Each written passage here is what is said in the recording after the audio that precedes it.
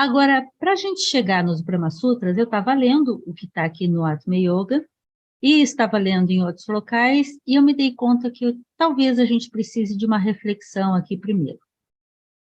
E aí eu trouxe alguns materiais para a gente fazer uma reflexão, tá? Uma reflexão mesmo. Olha só,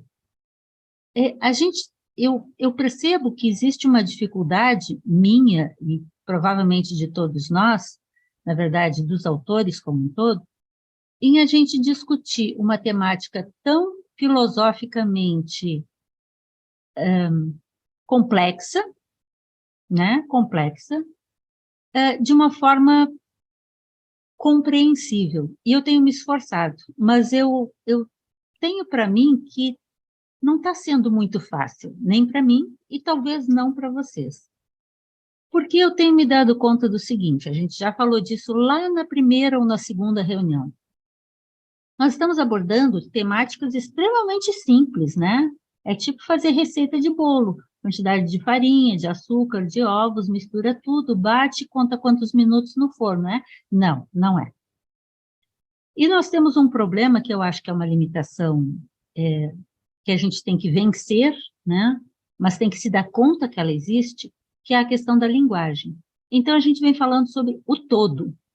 Qual o conceito de vocês e meu sobre o todo, o absoluto, o pleroma, e sobre o eu? E a discussão sobre, que a gente vem falando, que é a relação entre Brahman e Atman, um idêntico ao outro, mas que não deve ser chamado de eu. No entanto, nas traduções a gente vai ver muito eu superior, eu sou. Aí eu fiquei pensando, Ein Sof, né, que é da tradição hebraica, da tradição da Cabala, Ein Sof é traduzido como eu sou. O conceito de eu ser colocado nisso me dá uma coisa também. Porque Ein Sof é a luz primeva. Não é um eu. Mas por falta de melhor palavra, ou por opção dos tradutores, ou por sei lá o quê, e é isso que eu quero conversar com vocês, porque hoje, essa semana lendo os Brahma Sutras, eu vi que isso vai aparecer demais nessa parte, né? A gente tem que repensar por que e como aparece, então, essa palavra eu nessa tradução, ou nessas traduções, né? O ser e o ser. Porque isso nos reporta ao inglês, a partir da onde grande parte dos nossos textos em português provém. Eles saem do sânscrito, geralmente ao inglês, pode ser ao alemão, ao francês, ao espanhol, ao grego, a tantas outras línguas, ok. Mas é bastante comum no nosso contexto cultural vir por meio do inglês. E quando esses conceitos vêm do inglês, do sânscrito, no caso, né, para o inglês, porque os Brahma Sutras estão escritos em sânscrito, é comum a gente encontrar traduções como I e self, né? Eu coloquei aqui, ó, I self. Na minha opinião, eu não sou linguista, até pedi ajuda para a Laia e para o Bruno, que são da área de letras, deve ter outros aqui também, mas na minha modesta opinião, eu tenho para mim que a língua inglesa, apesar de ser muito rica em algumas coisas, ela é muito pobre em termos de palavras para abstrações, ou às vezes é até pior, né, ter uma multiplicidade demais de conceitos, mas eu vejo que, por exemplo, tanto o sânscrito quanto outras dessas línguas, vamos chamar de mais filosóficas, elas têm mais palavras para definir o que na nossa língua, no nosso português e no inglês, tem apenas um vocábulo. É o caso de mente, né? Em sânscrito, o eu mente, né? A mente de eu, a mente do sujeito, ela tem 4 vocábulos.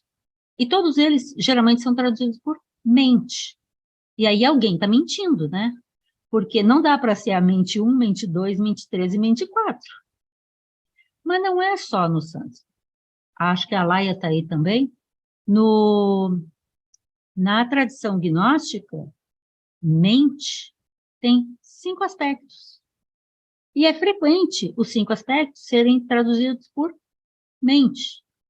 Na verdade, aqui que eu estou falando, na tradição gnóstica, tem percepção, pensamento, sentimento, apercepção, mente, e aí intuição. Só que o tradutor, muitas vezes, escolhe, a partir da sua vivência, da sua experiência, do seu conhecimento, da sua formação, né, da sua base religioso-filosófica, qual o conceito que fica melhor. E eu e a Laia, trabalhando em algumas traduções, às vezes a gente se depara com 2 textos em que a ordem dos 5 fatores faz diferença porque estão traduzidos ao português ao inglês de modos distintos.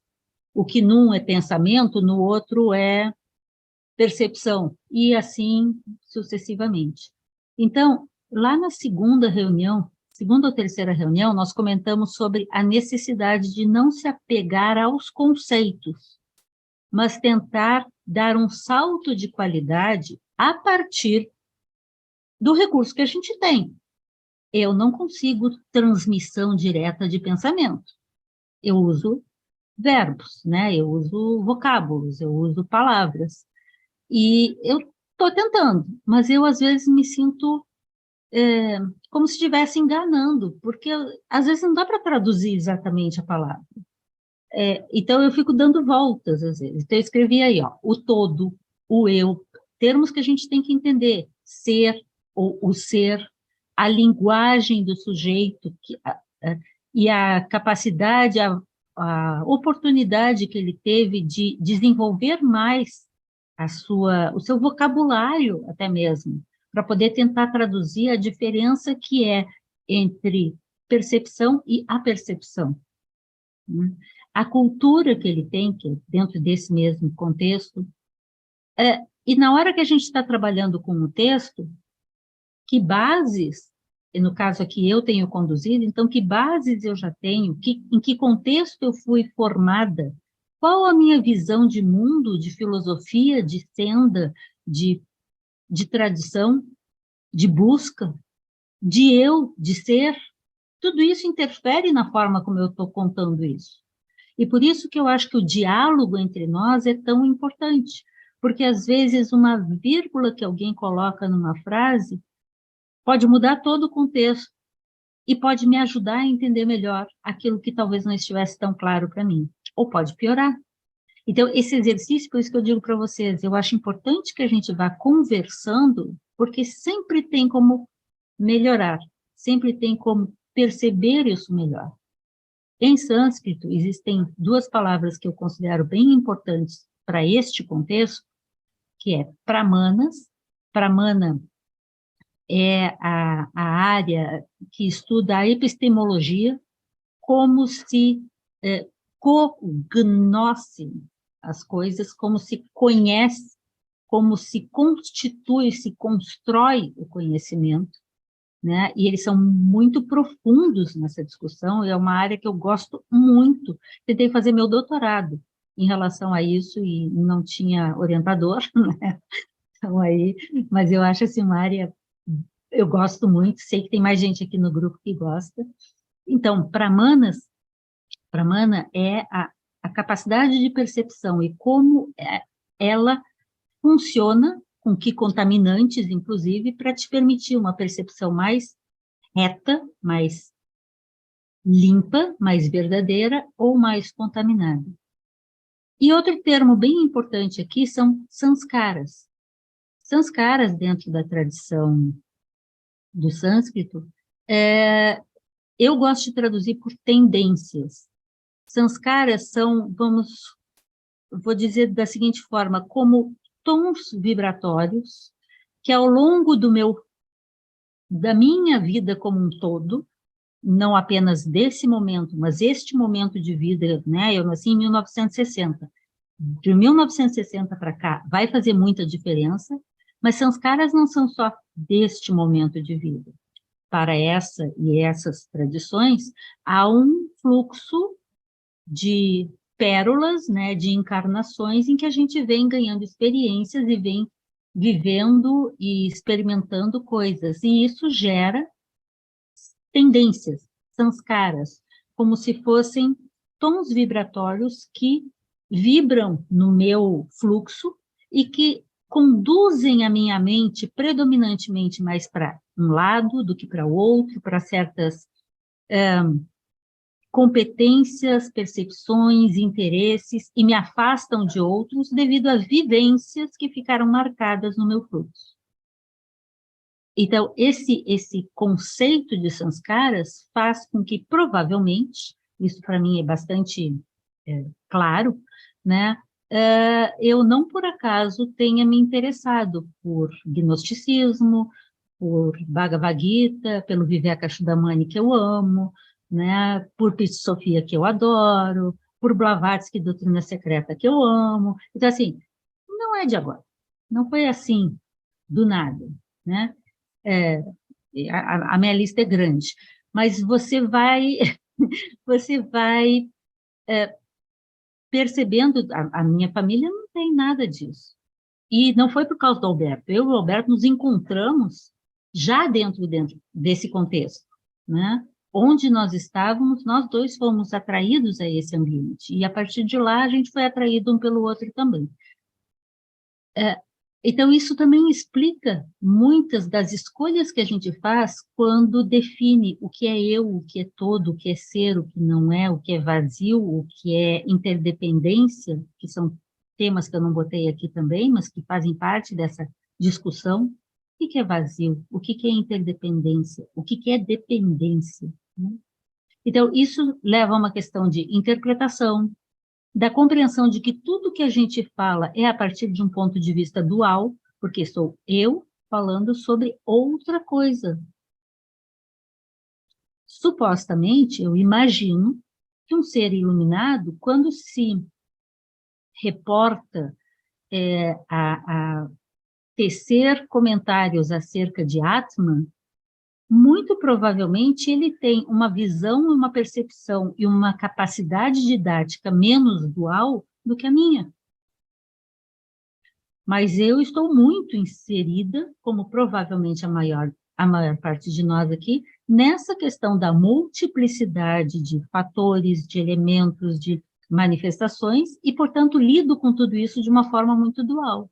Sim, eu falo sobre nós e todos os seres termos uma mesma natureza, etc., mas isso é fala.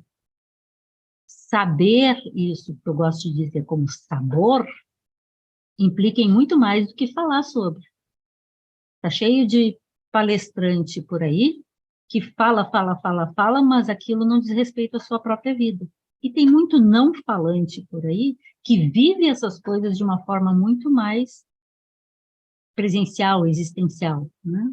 Então, e isso tem relação também com um termo que se utiliza na academia, que é as representações sociais, que moldam, em grande parte, a nossa capacidade de perceber, de denominar, de correlacionar, né? Porque a gente vive dentro de um determinado ambiente cultural que forma os nossos conceitos.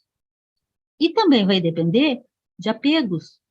Os nossos sanskaras são, em grande parte, fruto dos nossos apegos e das nossas repulsões.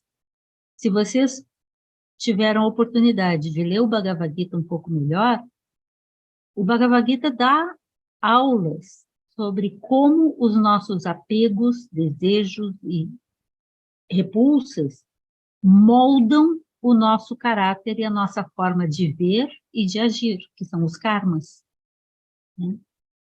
E disso tudo vai depender a transmissão que eu faço, ou que cada um faz, acerca dessa temática. É muito fácil dizer Atman idêntico a Brahman, mas dizer isso torna isso uma verdade? Entende? Então, sim, volto à questão de que nós temos problemas com tradução, e essa tradução, não estou falando dos livros, eu estou falando a nossa própria tradução da ideia, a tentativa de encontrar a melhor forma de traduzir. E muitas vezes a melhor forma de traduzir é o silêncio. Eu comentei aqui com vocês, ao longo desses dias todos, sempre que falar de Brahman é uma incoerência, porque sobre Brahman nada pode ser dito, né? Então, a reunião passada até a gente comentava que tem a forma negativa, né? Dizer tudo que não é, como o Pseudo Dionísio, né, faz a sua explanação acerca de o que Deus não é, né? Então, também a, a, essas representações sociais, essa minha formação, os meus sanskaras, o funcionamento do meu fluxo mental, pramana, vai influenciar na minha capacidade de escuta e na minha capacidade de leitura, porque quando a gente lê um texto, um livro, você está escutando o que o autor estaria dizendo. Mas a gente escuta todo mundo igual? A mesma frase provavelmente seria repetida de formas diferentes por cada um de nós. Porque cada um de nós tem uma história que moldou a sua capacidade de compreensão daquilo, né? Então, a nossa compreensão é derivada e dependente de muitas dessas questões. Então, por que também eu coloquei isso aqui para a gente refletir? Eu achei importante a gente pensar estes detalhes novamente, porque eu tive bastante dificuldade em ler os Brahma Sutras sem ter preconceito com as formas de traduzir. E é pré-conceito, porque eu traduziria diferente.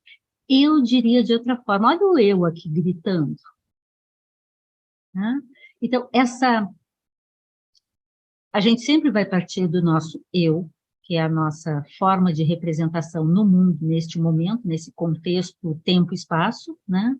Mas eu tenho que entender, penso eu, que esta é a minha forma, dual, na multiplicidade, e que podem haver meios mais adequados, melhores, mais apropriados, para tentar conduzir tanto no meu próprio pensamento, e aí eu peço desculpas antecipadas, eu tento encontrar as palavras e talvez não as consiga colocar da forma mais apropriada, mas a gente está fazendo esse exercício, e levar a cada um de nós a uma melhor compreensão desse todo. E por isso, agradeço a gente ter Shankara, ter Gaudapada, ter Badarayana, ter Patanjali, ter todos esses grandes mestres que deixaram para nós.